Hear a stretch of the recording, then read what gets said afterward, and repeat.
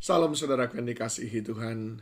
Saudara pasti sudah sangat akrab dengan firman Tuhan yang ditulis dalam Markus 12 ayat yang ke-30. Kasihilah Tuhan Allahmu dengan segenap hatimu dan dengan segenap jiwamu dan dengan segenap akal budimu dan dengan segenap kekuatanmu.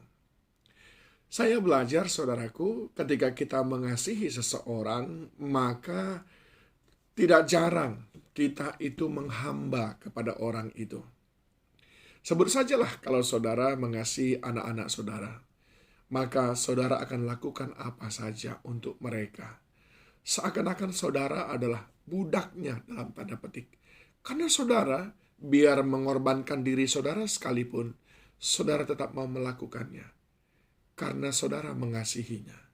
Oleh sebab itu, erat sekali hubungan antara mengasihi dengan menyembah, dengan menghambakan diri kepada orang yang kita cintai, orang yang kita kasihi. Seorang pemuda yang sedang jatuh cinta, umpamanya, maka apa saja yang diminta oleh sang gadis yang dia cintai, dia akan selalu berusaha mencarinya. Seakan-akan dia menjadi budak, menjadi hamba baginya.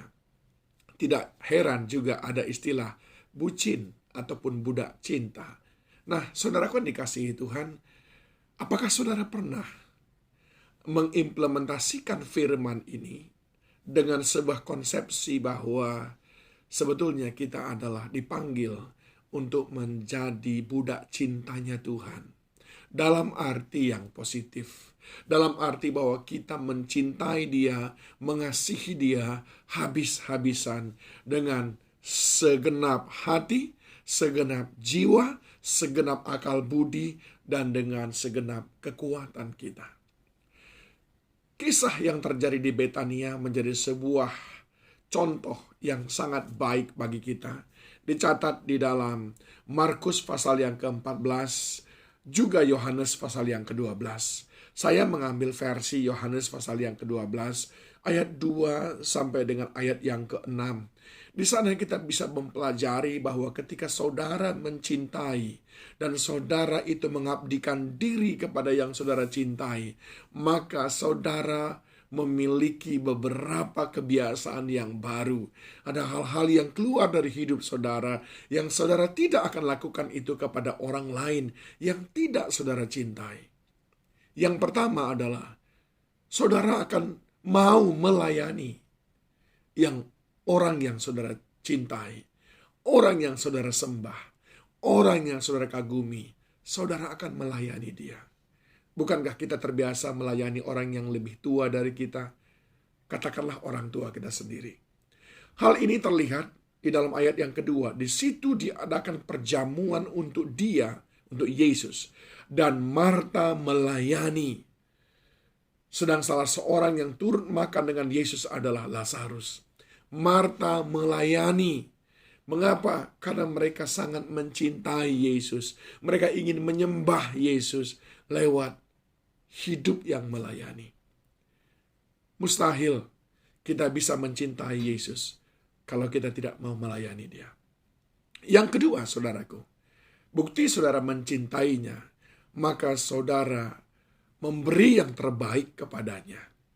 Ayat yang ketiga, maka Maria mengambil setengah kati minyak narwastu murni yang mahal harganya, lalu meminyaki kaki Yesus dan menyekanya dengan rambutnya, dan bau minyak semerbak di seluruh rumah itu.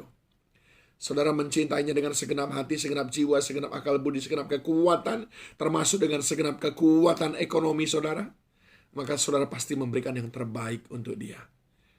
Mencintai itu pasti memberi. Memberi itu belum tentu mencintai. Mengasihi itu pasti memberi. Mengasihi itu pasti berkorban. Bukan cari korban. Apakah engkau mengasihi Tuhan? Yang ketiga, saudaraku, dari ayat ini kita belajar bahwa orang yang mengasihi dan memuliakan dia adalah mengagungkan dia di dalam penundukan diri, di dalam kerendahan hati. Itu ditunjukkan oleh Maria ketika dia mengambil rambutnya, lalu menyeka minyak itu dari ujung rambut sampai dengan ujung kaki Yesus. Rambut adalah mahkota perempuan, dan itu diletakkan oleh Maria di bawah kaki Yesus.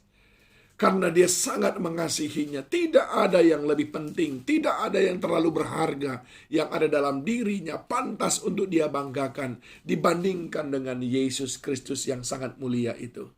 Sebuah penyembahan yang luar biasa untuk yang dicinta. Bagaimana dengan penyembahan kita? Bagaimana dengan usaha kita untuk mengagungkan dia? Adakah pengagungan kepada Yesus menjadi sesuatu yang penting dalam hidup kita? Dan yang keempat, yang terakhir, saudaraku, kalau saudara mengasihi dia dengan segenap hati, segenap jiwa, segenap akal budi, dan segenap kekuatan, maka saudara tidak pernah terganggu, tidak pernah terpengaruh dengan pendapat manusia tentang bagaimana cara saudara menyembah dia.